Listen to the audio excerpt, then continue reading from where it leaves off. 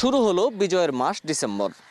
1971 সালে মহান মুক্তিযুদ্ধের সময়ে পাকিস্তানি হানাদার বাহিনীকে কোণঠাসা করে বাংলাদেশ নামক মানচিত্র ছিনিয়ে এনেছিল মুক্তিযোদ্ধারা।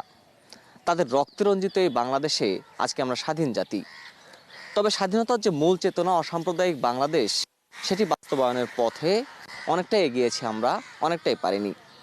এখনও ভাস্কর্য, মূর্তি, নানা বিতর্ক তুলে সমাজকে কলুষিত করে মৌলবাদী শক্তি। দর্শক, স্বাগত এটিএন নিউজের নিয়মিত আয়োজন আমাদের কথা অনুষ্ঠানে। আজকের পর্বে আপনাদের সঙ্গে আছি আমি ফেরদৌস রহমান। আমাদের কথার আজকের পর্বে আমরা শুনব অসাম্প্রদায়িক বাংলাদেশ এবং স্বাধীন সার্বভৌম বাংলাদেশ, মানুষের মধ্যে স্বাধীনতার চেতনা কী। তার আগে চলুন এই বিষয়টির উপরে করা এটিএন নিউজের একটি প্রতিবেদন আমরা দেখে আসি। দাম দিয়ে কিনেছি বাংলা, কারোর দানে পাওয়া নয়। বহু মূল্য দিতে হয়েছে আমাদের এই পতাকার জন্য। ৩০ লাখ শহীদ আর ২ লাখ মা বোনের সম্ভ্রমহানির বিনিময়ে অর্জিত আমাদের স্বাধীনতা। ৯ মাসের রক্তের ইতিহাস বিশ্বের বুকে জন্ম দিয়েছে হার না মানা একটি দেশ, বাংলাদেশ।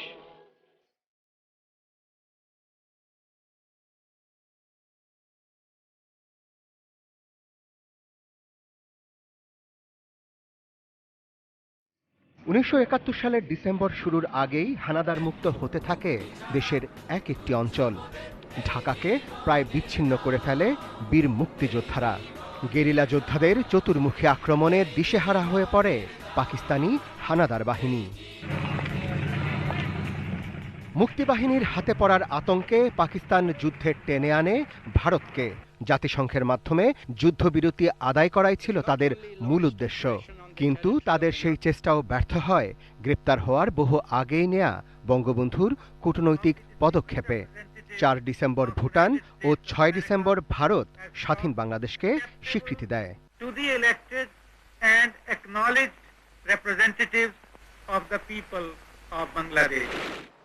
নিশ্চিত পরাজয় জেনে বুদ্ধিজীবী হত্যার এক নৃশংস খেলায় মেতে ওঠে পাকিস্তানি হায়নার দল ও তাদের এদেশীয় দোসররা। কিন্তু শেষ রক্ষা হয়নি। ১৬ ডিসেম্বর সেই মাঠেই পাকবাহিনী আত্মসমর্পণ করতে বাধ্য হয়, যে মাঠে স্বাধীনতার ডাক দিয়েছিলেন বাঙালির জাতির পিতা বঙ্গবন্ধু শেখ মুজিবুর রহমান। এবারে সংগ্রাম আমাদের মুক্তির সংগ্রাম, এবারে সংগ্রাম স্বাধীনতার সংগ্রাম।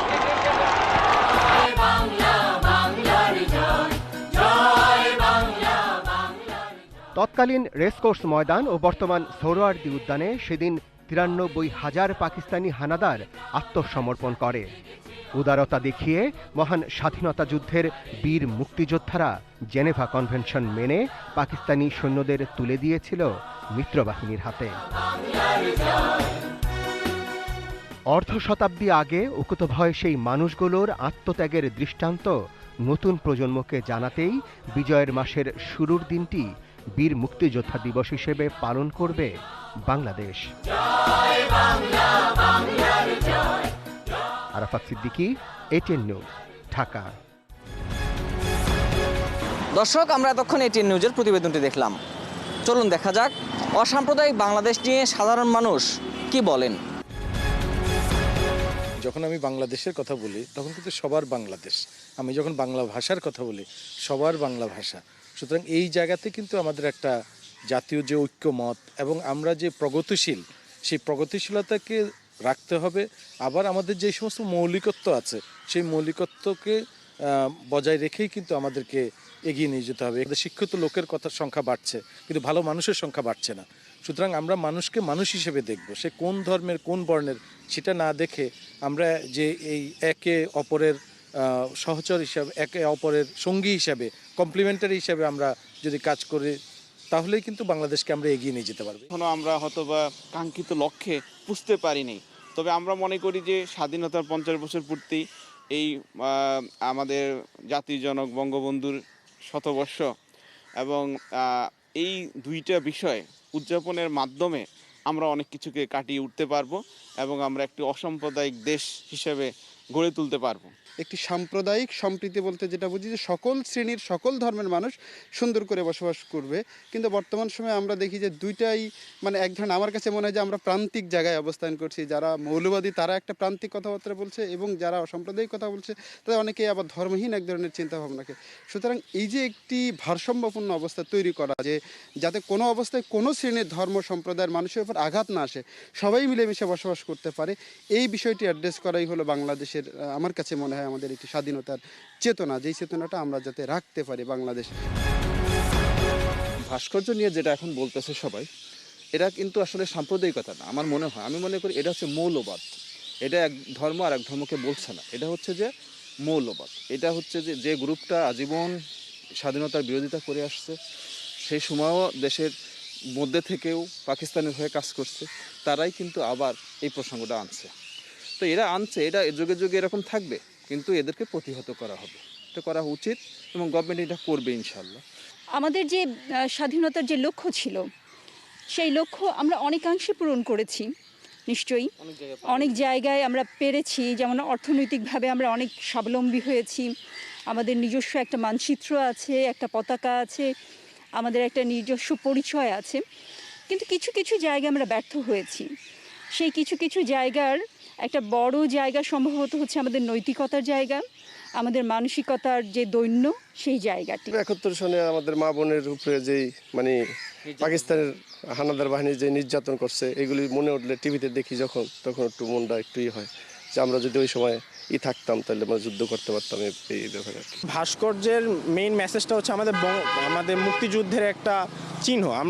আমরা তো মুক্তিযুদ্ধ দেখিনি, জি, আমরা তো মুক্তিযুদ্ধ দেখিনি। আমাদের মুক্তিযুদ্ধটাকে আমাদের সামনে তুলে ধরে রাখার জন্য এই সকল ভাস্কর্য, এই সকল ভাষা শহীদদের স্মৃতি হিসেবে আমাদের এই ভাস্কর্যগুলো রয়েছে। সো আমরা এগুলো দেখে আমাদের মুক্তিযুদ্ধের যে একটা মানে চেতনা আছে, সেটা আমরা অনুভব করতে পারি। ঠিক আছে, যে আমাদের একটা এই দেশে আমরা অনেক কষ্টে অর্জিত হয়েছে আমাদের বাংলাদেশ, অনেক ত্যাগ, অনেক রক্তের বিনিময়ে আমাদের বাংলাদেশ আমরা পাইছি আজকে। সো আমাদের এই বাংলাদেশের এই যে মূর্তি আছে, এগুলো আছে, এগুলো আমাদের সংরক্ষণ করা আমাদের দায়িত্ব। দর্শক, সাধারণ মানুষ বলছেন 1971 সালে মহান মুক্তিযুদ্ধের মূল চেতনা ছিল অসাম্প্রদায়িক বাংলাদেশ প্রতিষ্ঠা। সে সময় একটি শক্তি এগুলোর বিরোধিতা করেছিল। তারা এখনও তৎপর, বিভিন্ন সময়ে বিভিন্ন কৌশলে তারা সমাজের সাম্প্রদায়িক সম্প্রীতি নষ্ট করার চেষ্টায় লিপ্ত। এদেরকে রুখে দিতে হবে। অসাম্প্রদায়িক বাংলাদেশের চেতনা বেঁচে থাকবে যুগ যুগ ধরে। শেষ করছি আমাদের কথার আজকের আয়োজন। আগামী পর্বে ঠিক একই সময়ে ভিন্ন কোনো বিষয় নিয়ে আমি ফেরদৌস রহমান আবারও হাজির হয়ে যাব আপনাদের সামনে। সে পর্যন্ত সবাই ভালো থাকুন, সুস্থ থাকুন, আর সবসময় এটিএন নিউজের সঙ্গেই থাকুন।